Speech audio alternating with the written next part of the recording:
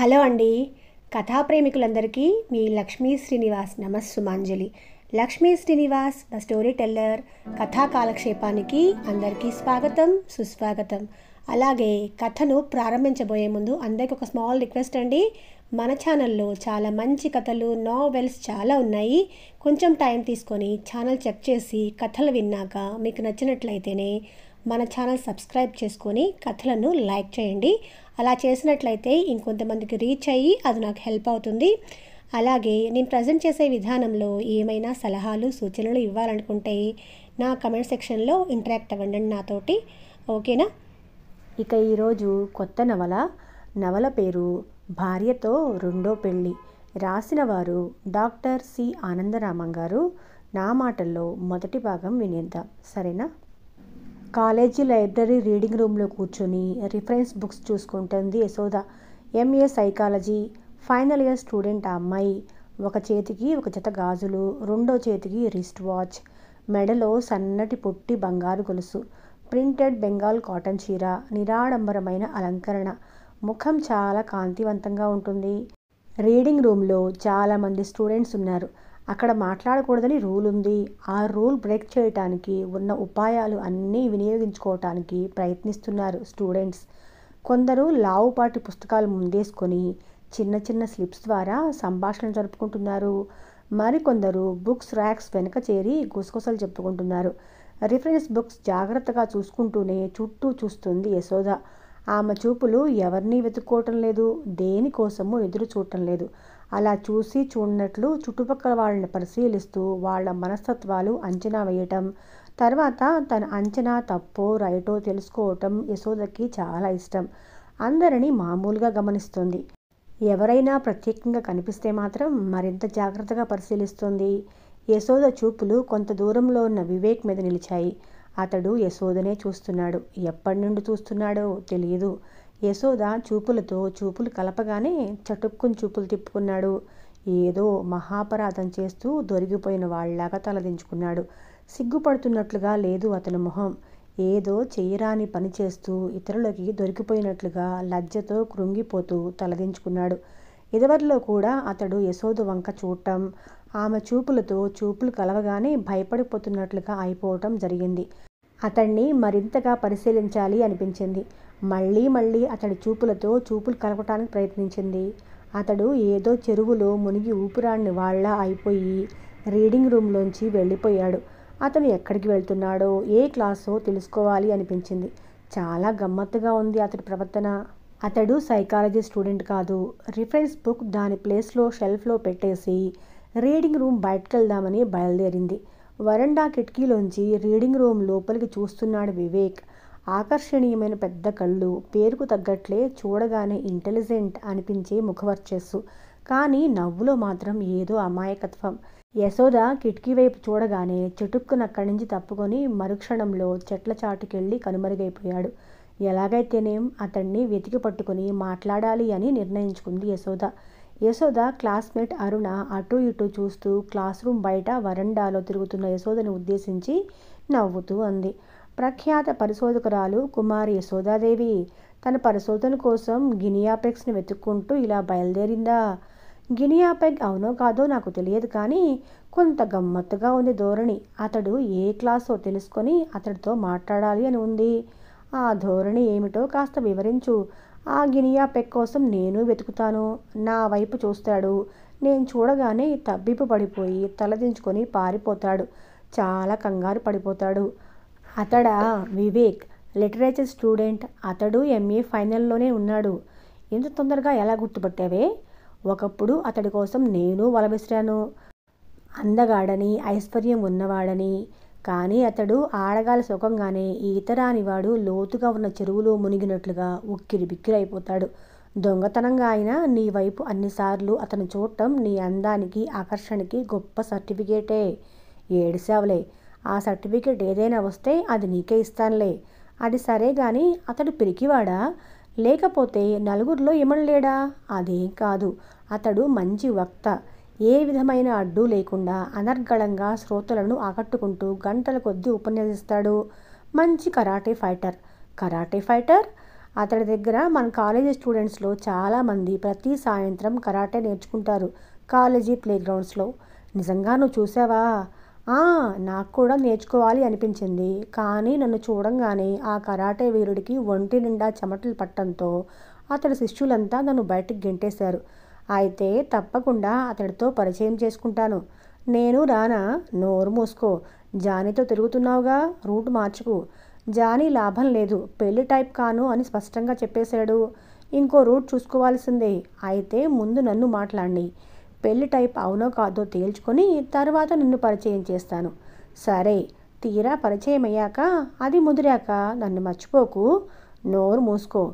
ఎక్కడైనా ఏదైనా వాగేవంటే తెలుసుగా, చెయ్యెత్తి చూపించింది. అరుణ భయం నటిస్తూ లెంపలేసుకొని వాగను వాగను అని వెక్కిరించి వెళ్ళిపోయింది. టీవీఎస్ మీద షాపింగ్కి వచ్చింది యశోద. తల్లికి సాయం చేయటానికి షాపింగ్ సాధారణంగా తనే చేస్తుంది. జయవర్ధన్ షాపులో తల్లి రాసిచ్చిన లిస్టు ప్రకారం ఒక్కొక్కటి ప్యాక్ చేయిస్తోంది. ఎందుకో పక్కకు తిరిగింది. అక్కడ నిలబడ్డ వివేక్ గబాల్న తలదించుకొని ఎవరో తరుముకొస్తున్నట్లుగా అక్కడి నుంచి రోడ్డు మీదకి నడిచాడు. అతను అప్పటి వరకు తననే చూస్తున్నట్లు గ్రహించింది యశోద. జయవర్ధన్, ఈ ప్యాకెట్స్ ఇక్కడే ఉంచు, మళ్ళీ వస్తాను అని అతడి వెనకాలే తను పరుగులాంటి నడకతో నడిచింది. అప్పటికే అతను మోటార్ సైకిల్ ఎక్కేసి పోలీసులను తప్పించుకొని పారిపోతున్న దొంగలాగా నడవడం మొదలుపెట్టాడు. యశోద తన టీవీఎస్ మీద ఎక్కి అతన్ని చేజ్ చేసి పావుగంటలో ఓవర్టేక్ చేసి టీవీఎస్ మోటార్ సైకిల్కి అడ్డంగా తీసుకొచ్చింది. బ్యాలెన్స్ తప్పి కింద పడిపోయాడు వివేక్. అలా పడతానని ముందే తెలిసిన వాళ్ళలాగా చాలా జాగ్రత్తగా పడ్డాడు. మోటార్ సైకిల్ పాడు కాలేదు, అతడికి దెబ్బలు తగలలేదు, బట్టలకి దుమ్మంటింది అంతే. అయినా కింద పడ్డవాడు లేవలేదు. దెయ్యాన్నో భూతాన్నో చూసినట్లుగా యశోధను చూస్తూ అలాగే రోడ్డుకు అడ్డంగా పడుకున్నాడు. టీవీఎస్ రోడ్డు పక్కగా ఆపి వివేక్ ఉన్న చోటుకొచ్చింది. మోటార్ సైకిల్ మీద నుంచి పట్టం ప్రాక్టీస్ చేసిన వాళ్ళలాగా అతి జాగ్రత్తగా పడ్డారు. లేవండి అంది నవ్వుతూ. అతడు లేవలేదు. యశోద మీద నుంచి చూపులు తిప్పుకున్నాడు. అతడి కాళ్ళు వణుకుతున్నట్లుగా అనిపించింది యశోదకి. పట్టం వల్ల కలిగిన షాకో ఏమో. చెయ్యి ముందుకు చాపి అందిస్తూ లేవండి అంది బెదురుతూ. ఆ చెయ్యి పట్టుకుని షాక్ తగిలినట్లుగా వెంటనే వదిలేశాడు. ఆశ్చర్యం కలిగింది యశోదకి. అతని అరిచెయ్యి చెమటతో అతి చల్లగా ఉంది. బాగా భయపడుతున్నాడు. ఈలోగా చుట్టూ జనం పోగయ్యారు. ఇద్దరు మగవాళ్ళు ముందుకు వంగి లేవదీయబోతే వద్దని అతడే లేచి నిలబడ్డాడు. దెబ్బలేం తగల్లేదు, ఓదార్చవలసిన అవసరమూ లేదు, తెలుసుకోవాల్సిన విషయాలు లేవు. కొంచెం నిరుత్సాహంతో పోగైన జనం వెళ్ళిపోయారు. ఒకళ్ళిద్దరు మగవాళ్ళు మాత్రం ఉండిపోయారు. పోకిరిగా యశోదను చూస్తూ ఇలా మా వాణ్ణి పడేయటం అన్యాయమండి అన్నాడు ఒకడు రెండర్థాలు ధ్వనించేలాగా. అని ఊరుకోలేదు, వెకిలిగా నవ్వాడు. వెంటనే అతని చెంప చెళ్ళుమంది. కళ్ళ ముందు చీకట్లు గమ్మి కింద పడ్డాడు. అతనిని కొట్టింది వివేక్. పిడికిలి బిగించి దొంగ రాస్కెల్, నోరెత్తావంటే తోలు ఒల్చేస్తాను అన్నాడు ఉగ్ర నరసింహమూర్తిలాగా. వెకిలిగా నవ్వుతూ నిలబడ్డ మిగిలిన ఇద్దరు మగవాళ్ళు పారిపోయారు. నివ్వెరపోయింది యశోద. ఇంత ధైర్య సాహసాలు ఉన్న మనుషుల్లో నిష్కారణంగా ఆ భయమేంటి? థ్యాంక్స్ అంది వివేక్తో. వెల్కమ్ లో గొంతుకుతో అన్నాడు. ఆ గొంతు వణుకుతున్నట్లుగా అనిపించింది. మరో మాటకి అవకాశం ఇవ్వకుండా వెళ్ళిపోయాడు వివేక్. ప్లీజ్ అంది ప్రాధేయపడుతున్నట్లుగా. ఆగాడు. సూటిగా కళ్ళల్లోకి చూడటం లేదు. నిష్కారణంగా నేనే మీకు అడ్డుగా వచ్చాను, ఐఎమ్ సారీ అంది. పర్వాలేదు, దెబ్బలేం తగలలేదు కదా? లేదన్నట్లుగా తల అడ్డంగా తిప్పాడు. నాలో మరో దురుద్దేశం ఏమీ లేదు. మీతో మాట్లాడాలని వస్తే మీరే వెళ్ళిపోతున్నారు, అందుకని. నాతో ఏమిటి మాట్లాడాలనుకుంటున్నారు? నేను ఆ old man and the sea నేను చదివాను. నాకు సరిగ్గా అర్థం కాలేదు. మీరేమైనా ఎక్స్ప్లెయిన్ చేయగలరేమోనని. ఇంతసేపటికి సూటిగా యశోద ముఖంలోకి చూశాడు వివేక్. మీరు అబద్ధం ఆడుతున్నారు. మీరు మాట్లాడాలి అనుకుంటున్నది అది కాదు. మీరెలా చెప్పగలరు? నిజం నాకు తెలుసు కాబట్టి. ఏంటది? మిమ్మల్ని చూడంగానే నేనెందుకు చూపులు తిప్పుకుంటున్నానో తెలుసుకోవాలనుకుంటున్నారు, అంతేనా? తెల్లబోయింది, నవ్వి అంది. కరెక్ట్ కారణం చెప్పండి మరి. సారీ, ఆ కారణం నాకు తెలీదు. మోటార్ సైకిల్ మీద వెళ్ళిపోయాడు. పార్వతి మిడిల్ స్కూల్ టీచర్, ఆమె భర్త దక్షిణామూర్తి దుర్గా మెడికల్ స్టోర్లో సేల్స్మెన్. ఇద్దరు చదువుకోపోయినా చదువు విలువలు తెలిసినవారు. అంచేత మగపిల్లలైనా ఆడపిల్లలైనా ఒక్కరు చాలని అనుకొని యశోద పుట్టంగానే ఫ్యామిలీ ప్లానింగ్ పాటించారు. యశోదని ఎలాగైనా బాగా చదివించాలి అనేది ఆ దంపతుల ఏకైక ధ్యేయం. యశోదని డాక్టర్ చేయాలనుకుని ఇంటర్లో బైపీసీ చదివించాడు దక్షిణామూర్తి. యశోద మంచి మార్కులతో క్లాస్లో పాస్ అయింది. కానీ తను చదవాలి అనుకుంటుంది సైకాలజీ. దంపతులిద్దరిలో ఎవ్వరూ యశోదని బలవంతం చేయటానికి ప్రయత్నించలేదు. ఆ అమ్మాయిని ఎప్పుడూ ఏ విషయంలోనూ బలవంతం చెయ్యరు ఆ దంపతులు. ఇంటి వాకిట్లో టీవీఎస్ హారన్ వినిపించి కాంపౌండ్ గేట్ దగ్గరికి వచ్చి నిలబడింది పార్వతి. ఇంత ఆలస్యమైందేం అడిగింది. లోపలికి రాని. యశోద వెనకే నడిచింది పార్వతి. సామాన్లేవి? కాస్త టీ ఇవ్వు. టీ అందించి మళ్ళీ అంది. సామాన్లన్నీ ఏవి? షాప్లోనే వదిలేశాను. మళ్ళీ వస్తా అన్నాను, మర్చిపోయి వచ్చేశాను. ఏంటి? ఇవాళ నాకు యాక్సిడెంట్ అయింది. దెబ్బలు తగిలాయా? హాస్పిటల్కి వెళ్దామా? కనపట్టం లేదు. పడిపోయింది నేను కాదు. మరి పోలీస్ కేసు అయిందా? కాలేదు. అమ్మయ్య, పక్కున నవ్వింది యశోద. లేకపోతే ఏంటమ్మా, పోలీస్ కేసు లేదనగానే నీ దిగులంతా తీరిపోయింది. పడింది ఎవరని కానీ, దెబ్బలు తగిలాయా అని కానీ అడిగావా? నువ్వు నీ కూతురు బాగుంటే చాలు నీకు. పార్వతికి కొంచెం కోపం వచ్చింది. పోవే, నువ్వు నీ సైకాలజీ. ఇంటా బయట ఒకటే బడి సైకాలజీ. ముందు ముందు నీకు పెళ్ళయి పిల్లలు పుడితే అప్పుడు తెలిసొస్తుంది. పార్వతి నాలుక కరుచుకుంది. ఎందుకంటే ఆ ధోరణిలో ఎప్పుడు మాట్లాడినా యశోద చాలా చిరాకు పడుతుంది. యశోద కనుబొమ్మలు ముడిపడ్డాయి. అమ్మా, ఆడపిల్ల అనంగానే పెళ్ళే జీవిత పరమార్థం అయినట్లు ఎందుకు మాట్లాడతారు? పెళ్ళి పిల్లలే కాదు, ఇంకా జీవితం చాలా ఉంది. పార్వతమ్మ ముఖం ముడుచుకుంది. నువ్వు బిడ్డ తల్లివయ్యాక అప్పుడొచ్చి మాట్లాడతాను. ఇప్పుడు ఇలాగే చెప్తావులే పాఠాలు. సణుక్కుంటూ వంట పని ప్రారంభించింది. వెనకాలే వచ్చింది యశోద. అమ్మా, కత్తిపీట ఇలా ఇవ్వు, కూరలు తరిగిస్తాను. నీకెందుకే, చదువుకో. నేనింట్లో ఉంటే నువ్వొక్కదాని పనిచేసుకుంటూ ఉంటే ఎలాగమ్మా? చూస్తూ కూర్చుంటానా? ఇలా ఇవ్వు. పార్వతి కత్తిపీట ఇవ్వలేదు. కూతురు దగ్గరగా వచ్చి తల మీద ముద్దు పెట్టుకుంది. హాయ్ యశు, అరుణ గొంతు వినిపించి వెనక్కి తిరిగి చూసింది యశోద. కోపంతో మండిపోయింది మనస్సు. జానీ కారులో కూర్చొని విష్ చేస్తుంది. కోపం అణుచుకొని ధైర్యంగా కారు సమీపించింది. నిప్పులు కురిపిస్తూ అరుణని చూసి ఏం కావాలి అంది. మెత్తని పిడుగుల్లా ఉన్నాయి ఆ మాటలు. కలవరపడిపోయింది అరుణ. జానీ మాత్రం నవ్వుతూ ఉన్నాడు డ్రైవింగ్ సీట్లో కూర్చొని. ఏం ఏం ఏం లేదు, ఊరికే పలకరిద్దామని. నాతో మాట్లాడబోయే ముందు సమయం సందర్భం చూసుకోమని నీకెన్నిసార్లు చెప్పాలి? అరుణ నిస్సహాయంగా జానీ వైపు చూసింది. అతను కల్పించుకున్నాడు. పొగరుగా నవ్వుతూ అన్నాడు. సమయం సందర్భం చక్కగా సూట్ అయ్యాయని నేనే చెప్పాను యశు. షటప్. ఇంకోసారి నన్ను యశు అని పిలిస్తే పళ్ళు రాల్తాయి. నిజంగా నాకు భయమేస్తుంది. పోనీ బేబీ అని పిలవనా? Love me baby, baby love me అని పాట ఉంది, నువ్వు వినే ఉంటావు. యశోద ఇంతకు అంతకు బెదిరే మనిషి కాదు. ఎలాంటి పరిస్థితుల్లో అయినా నిబ్బరంగా నిలబడగలదు. బరి తెగించినట్లున్న జానీ రౌడీతనానికి మనసులో కొద్దిగా జంకింది. ఇలాంటి వాళ్లతో మాటకి మాట సమాధానం చెప్పే బదులు అసలు మాట్లాడకుండా ఊరుకోవటమే మంచిదని మనసు చెప్తోంది. కానీ పరిస్థితి చేయి దాటిపోయింది. ఆ సమయంలో సమాధానం చెప్పకుండా ఊరుకుంటే ఆ మౌనానికి మరో అర్థం వచ్చే ప్రమాదం ఉంది. ఆ పాట వినలేదు. నిన్ను సాగనంప వల్లకాటి దిబ్బున్నది, ఆ పాట విన్నాను. సినిమాలో విలన్లాగా నవ్వాడు జానీ. పర్వాలేదు. సాహిత్యంలో వచ్చిన కొత్త మార్పుల కారణంగా వల్లకాటి దిబ్బలే విహార స్థలాలవుతున్నాయి. బై నువ్వెందుకు వచ్చావు ఇక్కడికి? నేను వస్తున్నట్లు ఎవరైనా చెప్పారా? చెప్పారు. ఇక్కడ అడవి మనిషి ఉన్నాడని, వాడు నీ ఫ్రెండ్ అని చెప్పారు. ఎక్సలెంట్. అడవి మనుషులను కూడా మాలం చేసుకోగలను అని నీకు తెలిసిందన్నమాట. యశోదకి మనసులో ఉక్రోషం పెరిగిపోతుంది. ఇంటికెవరు చుట్టాలొచ్చారు, వాళ్ళ పిల్లలు జూ చూస్తామన్నారు. పార్వతి అతిథి మర్యాదల్లో మునిగిపోయి యశోదకు చెప్పింది పిల్లల్ని జూకు తీసుకెళ్లమని. అంచేత పిల్లలతో ఆటోలో వచ్చింది నెహ్రూ జులాజికల్ పార్క్కి. కొంత దూరంలో వివేక్ కనిపించాడు. ఇటే చూస్తున్నాడు. ప్రాణం లేచి వచ్చింది యశోదకి. మిస్టర్ వివేక్ పిలిచింది. ఆ పిలుపు కోసం ఎదురు చూస్తున్న వాళ్ళలాగా చటుక్కున అక్కడికొచ్చాడు. చూడండి, వీడెవడో నన్ను గొడవ పెడుతున్నాడు, కాస్త బుద్ధి చెప్తారా? అమాయకంగా చూస్తూ అంది. వివేక్ వెంటనే ఫ్రంట్ డోర్ని ఒక్క తోపు తోశాడు. అది దడాలన తెరుచుకొని డ్రైవింగ్ సీట్లో ఉన్న జానీ ముందుకు బోర్లా పడ్డాడు.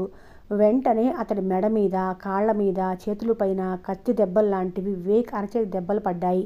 రక్తం బయటకు రాకుండా చర్మం అంతా నల్లగా కమిలిపోయిన ముద్దలాగా అయిపోయాడు జానీ. ఆ ముద్దని సునాయాసంగా డ్రైవింగ్ సీట్లోకి విసిరేశాడు. ఫ్రంట్ డోర్ సరిగ్గా పడలేదు, పాడైపోయింది. డ్రైవింగ్ సీట్లో కూర్చోలేని జానీ వెనక్కి వెళ్ళి అరుణ ఒళ్ళో పడ్డాడు. పాలిపోయిన మొహంతో కళ్ళు పెద్దవి చేసి భయంగా చూస్తోంది అరుణ. ఆమెనసలు లెక్కే చేయలేదు వివేక్. యశోదను చూసి బుద్ధొచ్చిందిలేండి, ఇంక మీ జోలికి రాడు అన్నాడు. థ్యాంక్స్. మా ఇంటికి చుట్టాలొచ్చారు, వాళ్ళ పిల్లలు జూ చూస్తామన్నారు. ఇంటికొచ్చిన వాళ్ళని మర్యాద చేయాలి కదా, మరి అంచేత చచ్చినట్లు వాళ్ళతో వచ్చాను. నాకు అసలు ఇలా తిరగటం ఇష్టం ఉండదు. నా టీవీఎస్ లేకుండా ఎక్కడికైనా రావటం అసలు ఇష్టం ఉండదు. ఏమిటో దేశం, పట్టపగలే ఇలాంటి రౌడీ వెధవలు తిరుగుతున్నారు. సమయానికి మీరు రాబట్టి కానీ, లేకపోతే మీరే వాళ్ళని చావబాది ఉండేవాళ్ళు. తాపీగా వాక్యం పూర్తి చేశాడు వివేక్. తెల్లబోయి చూసి ఫక్కుని నవ్వేసింది. సాధారణంగా క్లుప్తంగా మాట్లాడే యశోద అతడి కంపెనీ మరి కాసేపు నిలుపుకోవాలి అని ఏదేదో మాట్లాడేసింది. ఆ విషయం అతడు అర్థం చేసుకున్నాడు. తలదించుకొని నవ్వుకుంది. వస్తాను వెళ్ళబోయాడు. ఉండండి అంది కంగారుగా. ఆగాడు. దేనికి అడిగాడు. మీరు తరచుగా వస్తుంటారా ఇక్కడికి? రాను, ఎప్పుడో చిన్నప్పుడు వచ్చాను, అప్పుడే నచ్చలేదు. అడవి జంతువుల్ని అడవిలోనే చూడాలి, నాకు అలాగే అనిపిస్తుంది. మరి ఇవాళ ఎందుకు వచ్చారు ఇక్కడికి? మీ ఇంటికి ఎవరైనా చిన్నపిల్లలు చుట్టాలు వచ్చారా? రాలేదు, నేను మలక్పేటలో పనుండి బయలుదేరాను. ఆగాడు. కుతూహలంగా చూసింది. కొన్ని నిమిషాలు అతడు ఏమీ మాట్లాడలేదు. చివరికి నేరస్తుడు కోర్టులో నిజం చెప్పినట్లుగా ఒప్పుకున్నాడు. దారిలో ఆటోలో మీరు కనిపించారు, ఆటో వెనకాతలే వచ్చేశాను. తెల్లబోయింది యశోద. నవలల్లో అనేక ప్రేమ సంభాషణలు చదివింది, సినిమాల్లో చూసింది. ఈ రకమైన ప్రేమ ప్రకటన ఎక్కడా చూడలేదు. వెళ్తున్నాను కదలబోయాడు. ఉండండి. ఆగి ఏమిటి అన్నట్లు చూశాడు. మా ఇంటికోసారి రండి. అడ్రస్సు నాకు తెలుసు. ఎలా తెలుసు? మీరు టీవీఎస్ మీద వెళ్తుంటే దూరంగా మోటార్ సైకిల్ మీద ఫాలో అయ్యాను చాలాసార్లు. ఓ గాడ్, ఎంతో అమాయకంగా కనిపించే మీరు అమాయకంగా కాదు, సాత్వికంగా. ఏదైనా అన్యాయం జరిగే వరకు నిజంగా సాత్వికుణ్ణే. ఉదాహరణకు మిమ్మల్ని దూరం నుంచి ఫాలో అయ్యానే గాని ఏమీ అల్లరి చేయలేదు కదా. నవ్వింది.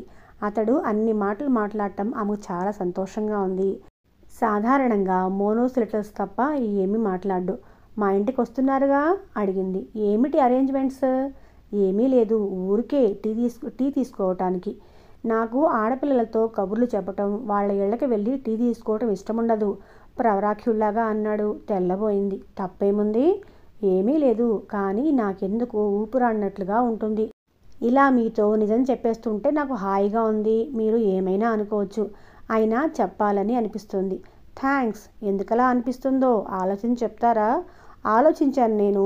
నాకు మీ స్నేహం కావాలి అనుకుంటున్నాను తడబడుతూ అన్నాడు. మొహం బాగా ఎర్రబడింది. మా ఇంటికి రండి, స్థిమితంగా మాట్లాడుకుందాం. మీరే మా ఇంటికి రండి. మా అమ్మగారు నాన్నగారు చాలా మంచివారు, ఆధునిక భావాలు ఉన్నవాళ్ళు, ఏమీ అనుకోరు. మాది చాలా సంప్రదాయ కుటుంబం. మా నాన్నగారు ఇప్పటికీ సాలగ్రామ మూర్తులకి నైవేద్యం పెట్టి కానీ పలహారం కూడా చేయరు. మా అమ్మ ఇంకా పాతకాలపు మనిషి. నా కోసం మైల వంట, మా నాన్నగారి కోసం మడి వంట, ఇవన్నీ చేసుకుంటూ పగలు 12 వరకు మడిబట్టతోనే ఉంటుంది. నన్ను కూడా ముట్టుకోనివ్వదు. భయంగా చూసింది యశోద. భయపడుతున్నారా? అందుకే మిమ్మల్ని మా ఇంటికి రమ్మన్నాను. మా ఇంట్లో 2-3 గంటలు గడిపాక ఆ తర్వాత మాట్లాడుకుందాం. అతడి భావం అర్థమైంది యశోదకి. గుండె జల్లుమంది. చాలా లోతైన మనిషి, చాలా ప్రాక్టికల్గా ఆలోచిస్తున్నాడు. మీ ఇల్లెక్కడా? ఆనందనగర్లో, ఫ్లాట్ నంబర్ 83. దేవీశంకర్ గారి ఇల్లంటే ఎవరైనా చెప్తారు అన్నాడు వివేక్. దేవీశంకర్ గారంటే రైస్ మిల్ ఓనర్. ప్రతి పండక్కి వర్కర్స్ అందరికీ భోజనాలు పెడతారని చెప్పుకుంటూ ఉంటారు. అవును. ఆయన ఆస్తిపరుడని చెప్పుకుంటారు. అవును. యశోద మాట్లాడలేదు. వెళ్ళమంటారా అని చిన్నబోయిన ముఖంతో అడిగాడు. మీ ఇంటికి వస్తాను రేపు సాయంత్రం కాలేజీ వదిలాక. నాతో రావద్దు, మీరు వేరుగా రండి, నేను ఇంటి దగ్గర ఉంటాను. మరోసారి తెల్లబోయింది. మనసులో ఏవో అపస్వరాలు చికాకు పెట్టాయి. నేను రాను అని చెప్పేయాలనిపించింది. అలాగే వస్తాను అంది. యశోద ఊహించినట్లే దేవీశంకర్ ఇల్లు చాలా డాబుసరిగా ఉంది. ఇంటి ముందు లాన్లో గంగాధరుడైన శంకరుడి విగ్రహం ఉంది. ఆ విగ్రహం శిరస్సు పైన ఉన్న గంగమ్మ మీదుగా ఫౌంటైన్ కిందకు ఉరుకుతుంది. పాలరాతి విగ్రహం అది. కాంపౌండ్ గేట్ దగ్గర నుంచి ముందరి వరండా వరకు నల్లబండలు పరిచిన రోడ్డు. దానికి 2 పక్కల గులాబీ మొక్కలు, తెలుపు, ఎరుపు, పసుపు రంగుల గులాబీలు ఒకే క్రమంలో అమర్చి ఉన్నాయి. రోడ్డుకి అటుపక్క లాన్లో తూగుటుయ్యాల, టీవీఎస్ మీద వచ్చింది యశోద. కాంపౌండ్ గేట్ తెరుచుకుని రోడ్డు మీదుగా వరండా వరకు వచ్చింది. భౌమని అరుస్తూ మీద పడింది. నలుపు బూడిదరం కలిసిన రంగులో ఉన్న అల్సేషియన్ డాగ్. దానికి తన టీవీఎస్ అడ్డుగా పెట్టి వెనక్కి తగ్గింది. మనసు లోపల నుంచి ఏదో గొంతు వెళ్ళిపో వెళ్ళిపో అని అరుస్తున్నట్లుగా తోచింది. కుక్క అరుపు వినగానే ఎవరు అని బయటకు వచ్చింది ఒక 40 ఏళ్ల ముత్తైదువ. ఏ టింకు ఊరుకో అని కుక్కని అదిలించింది. వరండాలో ఒకవైపుగా కుక్క కోసం ప్రత్యేకంగా చేయించిన పిల్లర్కి కట్టేసింది. పండు తమలపాకు పసిమిలో తెలుపు కలిసిన శరీర ఛాయ, బక్క పలచని మనిషి, ఆకర్షణీయమైన కళ్ళు, అమాయకంగా స్వచ్ఛంగా ఉన్న నవ్వు. కాంపౌండ్ గేటు బయటే కాలింగ్ బిల్ ఉంది కదమ్మా, అది ప్రెస్ చేసి ఉంటే ముందే కుక్కను కట్టేసి ఉంచేదాన్ని. నువ్వు నేను కూడా అదృష్టవంతులం. ప్రమాదం తప్పింది. టింకు నిజంగా కరిచిందంటే పోనీలే లోపలికి రా సాదరంగానే పిలిచింది. గేటు దగ్గర గూర్ఖాని పెట్టడం కంటే మంచి ఏర్పాటు చేశాడు దేవీశంకర్. యశోద టీవీఎస్ మీద నుంచి దిక్కుండానే కాంపౌండ్ గేట్ తెరిచింది. అందుకని గోడకున్న కాలింగ్ బెల్ చూసుకోలేదు. ఐఎమ్ సారీ అంది ఆవిడ్ని చూసి. ఏమీ అనుకోకండి అంది మళ్ళీ. ఆవిడ నవ్వింది. నాకు సారీ, థ్యాంక్స్, ఆల్ రైట్ ఇలాంటి మాటలు అర్థమవుతాయి. అసలు ఇవి ఇంగ్లీష్ మాటలు కావు, తెలుగు మాటలు. అదీ కాక నేను కూడా చదువుకున్నాను. రా కూర్చో. సోఫా చూపించింది. తను కూడా మరో సోఫాలో కూర్చుంది. ఆవిడ చెవులుకున్న రవ్వల దుద్దులు కిటికీ తెరలకుండా వస్తున్న సూర్యకాంతితో తళుక్కుమంటున్నాయి. ఒక్క నిమిషం ఉండు అని లోపలికెళ్ళి 2 జాంగ్రీలు 2 ఆవళ్ళు ప్లేట్లో పెట్టి తీసుకొచ్చింది. మా ఇంట్లో పనివాళ్ళున్నారు. బయట వాళ్ళు వస్తే ఏదైనా పనివాళ్లతోనే ఇప్పిస్తాను. ఇంట్లో వాళ్ళకి నేను స్వయంగా ఇస్తాను. తీసుకో. ప్లేటు చిన్న స్టూల్ మీద పెట్టి యశోద ముందు జరిపింది. యశోద తెల్లబోయింది. నేను మీ ఇంట్లో మనిషినా అని అడిగింది. నాకు అలాగే అనిపిస్తున్నావు. నా గురించి మీకు ఏం తెలుసు? చెప్పనా? నెంబర్ 1 సాహసివి అని. ఎలా చెప్పగలరు? కొత్త ఇంటికి, అందులోనూ బాయ్ ఫ్రెండ్ ఇంటికి వస్తూ టీవీఎస్ మీద నుండి దిక్కుండానే గేటు తెరుచుకుని సరాసరి వరండాలోకి వచ్చేసావు. తొందరపాటు కావచ్చుగా అంది. కావచ్చు, కానీ కాదు. నీ బాయ్ ఫ్రెండ్ ఇంట్లో అందరూ ఆర్థోడాక్స్ అని విన్నావు. అంచేత కావాలని షాక్ ట్రీట్మెంట్ ఇద్దామని ఇలా వచ్చావు. గుటకలు మింగింది యశోద. ఇక నంబర్ 2, ఒక క్లిష్టమైన పరిస్థితి వస్తే బెంబేలెత్తిపోవు. ఆ సమయానికి ఏం చెయ్యాలో ఆలోచించుకొని బయటపడతావు. ఇది ఎలా తెలుసుకున్నారు? టింకు మీద పడగానే టీవీఎస్ అడ్డంగా పెట్టి తప్పించుకోవటం వల్ల. ఇక నంబర్ 3, నీ బాయ్ ఫ్రెండ్ని నువ్వు నిజంగా అభిమానిస్తున్నావు. ఓ గాడ్, అదెలా తెలుసుకున్నారు? అతని కుటుంబం ఆర్థోడాక్స్ అని విన్నావు. నువ్వు ఆధునికరాలివైన ఆ కుటుంబాన్ని చూడటానికి వచ్చావు. నేను ఆధునికరాలిని అని ఎలా చెప్పగలరు?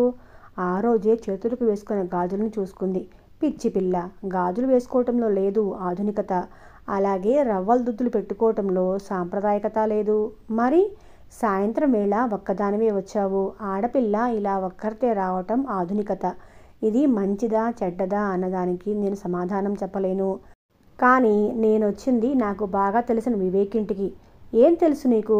అతడి ఇంట్లో ఎవరెవరుంటారో, వాళ్ళు ఎలాంటి వాళ్ళో ఆ వివరాలన్నీ నీకు తెలుసా? పోనీలే, నేనెవరో ఊహించావా? బహుశా వివేక్ అమ్మగారు. అవును. నేను ఎంతవరకు చదివానో చెప్పగలవా? సరిగ్గా డిగ్రీ ఊహించలేను, కానీ బాగా చదువుకున్నారు. గడుసుదానివి. ఎంఏ పాస్ అయ్యాను. ఉలిక్కి పడింది యశోద. ఎందుకంత నివ్వెరపాటు? నేను మీ అమ్మగారు ఒకే తరం వాళ్ళమే. మీ అమ్మగారు చదువుకున్నారంటే కలగని ఆశ్చర్యం. నేను చదువుకున్నాను అంటే ఎందుకు కలగాలి? మీరు మీరు ఎంఏ పాస్ అయినా ఆర్థోడాక్స్గా కనపడుతున్నానని అంతేనా? డిగ్రీలకి భావాలకి సంబంధం లేదు. అదీ కాక నేను మరీ ఛాందసురాలని ఏమీ కాదు. మా ఆయనకి మడి తడి ఇష్టం. ఆయన కోసం నేను పాటిస్తున్నాను. యశోద ముఖం జేవురించింది. మీకు ఇష్టం లేని పని మీరెందుకు చెయ్యాలి? ఆవిడ నవ్వింది. ఆయనకి ఇష్టం లేని పనులు అనేకం. నేను ఆయనకు నచ్చచెప్పి నేను చేయించగలను. కొన్ని సందర్భాల్లో ఆయనకి ఇష్టమన్నట్లే ఉంటాను. అదే దాంపత్యం అంటే. 2 జీవితాలు ఒకటిగా పెనవేసుకొని పోవటానికి ఉభయ పక్షాల నుంచి కొంత అడ్జస్ట్మెంట్ అవసరం. కాదనలేకపోయింది యశోద. వివేక్ ఇంట్లో లేరా అడిగింది. లేడు. నిన్ను రమ్మన్నట్టు చెప్పాడు. వాడికి ఆడపిల్లలతో మాట్లాడటానికి చాలా బిడియం. నీతో ఇంత స్నేహం ఎలా చేశాడో చాలా ఆశ్చర్యంగా ఉంది.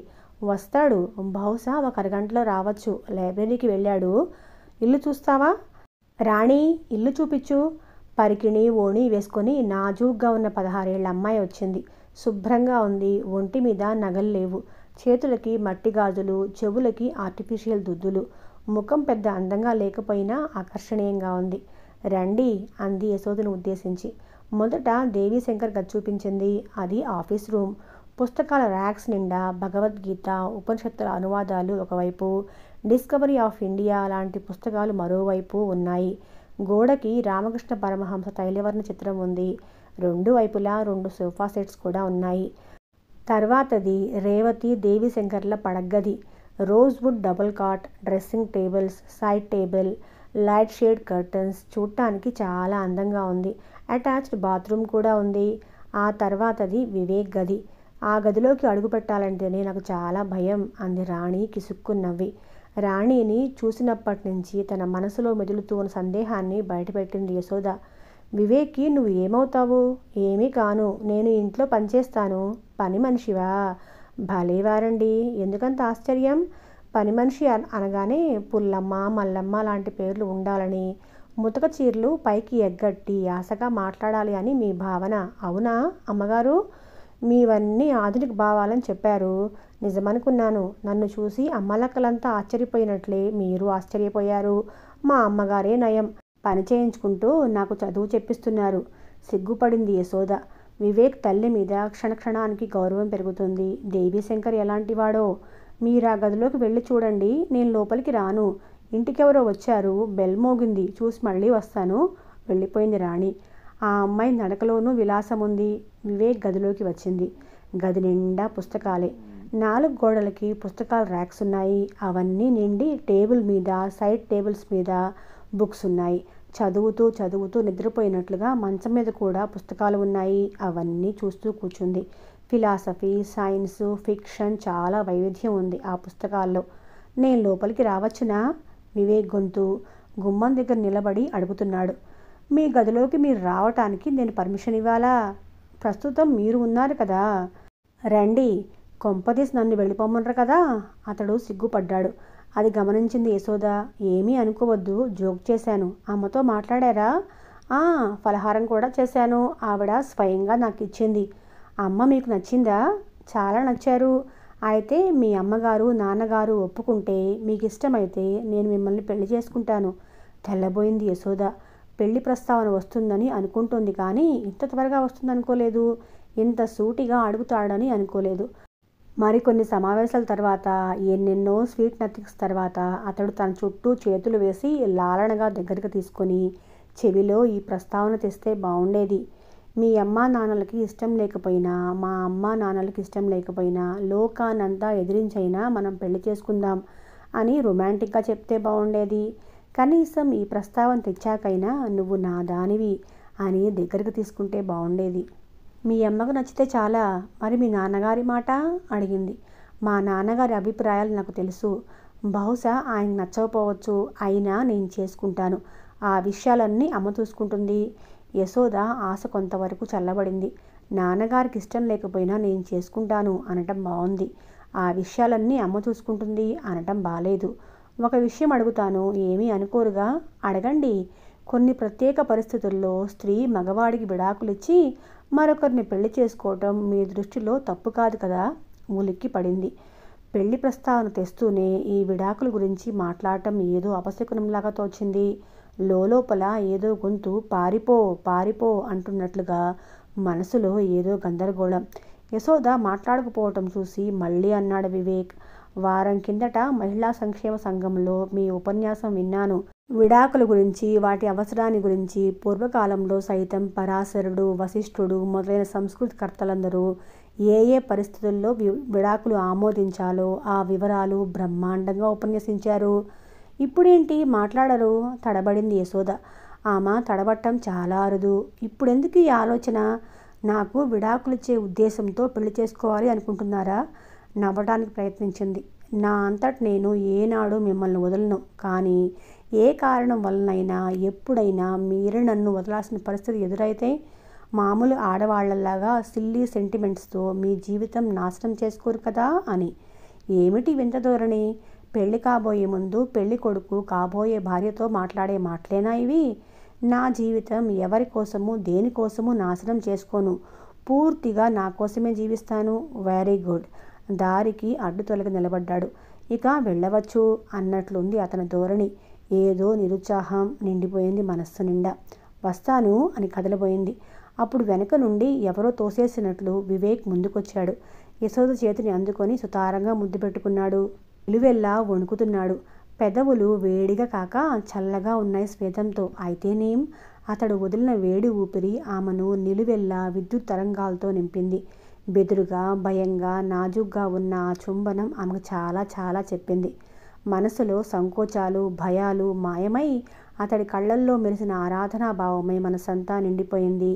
కాలేజీ ఆవరణలో బిక్కతొచ్చిన ముఖంతో నిలబడిపోయింది అరుణ. చూసి చూడనట్లు ఆమెను దాటుకుంటూ పోవటానికి ప్రయత్నించింది యశోద. యశూ అని పిలిచింది అరుణ ప్రాధేయపడుతున్నట్లుగా. యశోద ఆక్కుండా వెళ్ళిపోయింది. యశూ, ప్లీజ్ ఆగవే, కొంచెం నా మాట విను. యశోద ఎదుటికి వెళ్ళి ఆమె భుజాలు పట్టుకొని ఆపడానికి ప్రయత్నించింది. ఛీ, దూరంగా ఉండు, విదిలించింది యశోద. ఉంటాన్లే, చెప్పేది విను. తొందరగా చెప్పు, ఏడు. 2 రోజులుగా ఏడుస్తూనే ఉన్నాను. కావాలంటే చెప్పాక మరోసారి ఏడుస్తాను. చమత్కారం ఏడిసినట్టుంది. చెప్పేది ఏమైనా ఉంటే తొందరగా కాని, నేను పోవాలి అంది.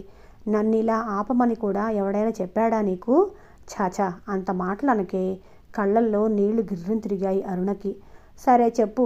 లాన్ చుట్టూ ఉన్న సిమెంట్ గచ్చు మీద కూర్చుంది యశోద.